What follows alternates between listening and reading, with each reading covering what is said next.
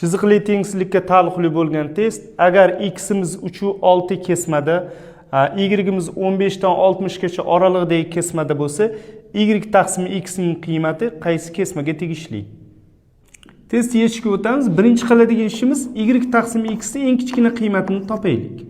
Ya'ni minimum qiymatini topaylik. Eng kichkina qiymat. Teng qilaman.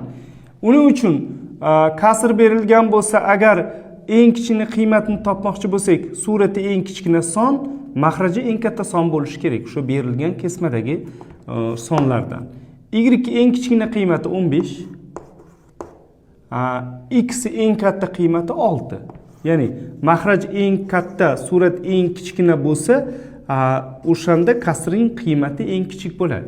15 taqsim 6 imiz 2/5 chiqadi.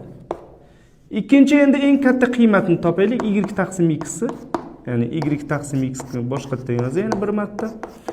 Xo'p, eng katta qiymatga kasr erishish uchun surat eng katta bo'lishi kerak, mahraj eng kichkina bo'lishi kerak.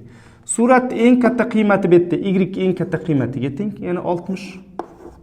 Mahraji eng kichkina qiymati mahrajda x turgani uchun x eng kichkina qiymatiga teng, 3. 20 ga teng.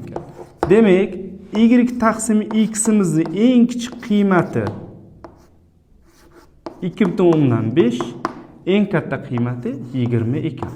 Demak, y taqsim x imiz 2,5 dan 20 gacha bo'lgan oralig'ida bo'lar ekan. Berilgan testimiz javobi D. Bu test professional birinchi qismida olindi.